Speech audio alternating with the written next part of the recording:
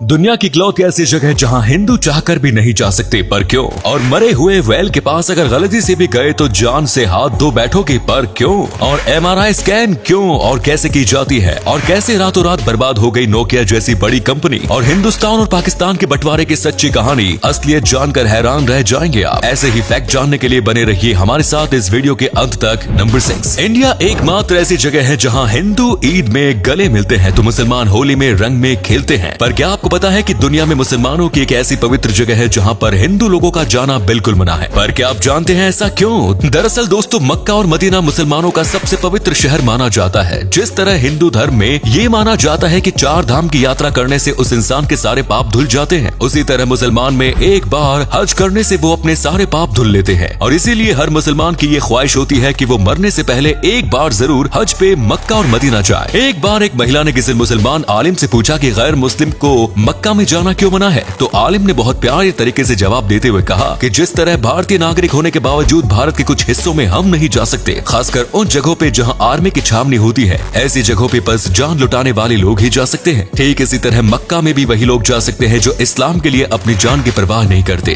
पर तब क्या हो जब कोई नॉन मुस्लिम वो जबरदस्ती घुस जाए? दरअसल वहाँ जाने के लिए एक खास तरह के परमिट की जरूरत होती है, जिस बात का ये सबूत होता है कि वहाँ जा रहा व्यक्ति मुसलमान होता है। मान लीजिए इसके बावजूद अगर कोई चला जाए तो उसके ऊपर जुर्माना लगाया जाता है या फिर उसे देश से बाहर निकाल दिया जाता है। Number 5, MRI scan. बहुत सी लोग इसे करने के लिए हजारों रुपए देते हैं, पर उन्हें सही से पता नहीं होता कि आखिर MRI स्कैन होता क्या है, इसे इस्तेमाल कैसे किया जाता है और इसे करने के पीछे आखिर क्या वजह होती है। MRI एक ऐसा टेस्ट होता है जिससे बॉडी के अंदरूनी हिस्सों में हुई परेशानियों के बारे में पता लगाया जाता है। और इतना ही नहीं बल्कि ये भी पता लगाया जाता है कि जो दवाएं मरीज को दी जा रही है उससे फायदा हो भी रहा है या नहीं। दोस्तों, MRI एक्सरे और CT स्कैन से बिल्कुल अलग होता है, क्योंकि MRI में रेडिएशन जैसी खतरनाक चीजों का इस्तेमाल किया जाता है। अब आपके मन में ये सवाल जरूर आ रहा होगा कि आखिर इसे किया कैसे जाता है। डॉक्टर्स MRI करने से पहले पेशेंट के पास मौजूद अंगूठी, चश्मा, घड़ी, बेल्ट या कड़ा जैसी सारी चीजों को निकाल कर रखवा देते हैं। इसके अलावा उनके सारे कपड़ों को निकाल कर उन्हें बस सफेद या नीले रंग का कपड़ा पहना दिया जाता है। इसके बाद उस पेशेंट को मशीन के अंदर भेज के उसकी दिक्कतों के बारे में पता करते हैं। तो उम्मीद करते हैं कि आपको समझ में आ गया होगा कि MRI होता क्या है। नंबर 4, दोस्तों, दुनिया में बहुत से ऐसे जीव हैं जो जिंदा रहते हुए हमें उतनी हानि नहीं पहुंचाते, लेकिन मरने के बाद कहर ढाते हैं, जिसका सबसे बड़ा उदाहरण है ब्लू व्हेल। दोस्तों, जब भी कोई व्हेल मरी पड़ी होती है तो उसके पास कभी भूल के भी मत जाइएगा, क्योंकि ऐसा करना मौत को दावत देने जैसा है। दरअसल व्हेल के मरने से उसमें एक विस्फोट होता है। ये विस्फोट 70 किलोमीटर प्रति घंटे की रफ्तार से व्हेल के अंदर मौजूद माल को बाहर निकालता है। ये माल अपनी रफ्तार से किसी भी इंसान को बड़े आसानी से जान से मार सकता है। अब आप ये सोचेंगे कि आखिर ये विस्फोट होता क्यों है? जब भी कोई व्हेल मरती है तो उसका खून बहना बंद हो जाता है और सांस लेना भी बंद हो जाता है। ऐसा होने की वजह से व्हेल में मौजूद भारी मात्रा में गैस, गंदगी, बैक्टीरिया और कुछ फ्लूइड मिलकर एक तेजाब बनाती है, जिसकी वजह से व्हेल की त्वचा भी कमजोर हो जाती है। और एक टाइम ऐसा आता है जिसके बाद गैस की मात्रा इतनी ज्यादा होती है कि उसका मुंह या नाक के रास्ते निकलना आसान नहीं होता, और इसी वजह से उसके बदन में एक विस्फोट होता है, जिससे व्हेल के अंदर की सारी गंदगी और गैस बाहर निकलती है। नंबर 3, दोस्तों, एक समय था जब सबकी जुबान पे बस एक ही फोन का नाम रहता था और वो था नोकिया। एक समय था जब नोकिया ने भारतीय बाजार पर 70% कब्जा कर रखा था।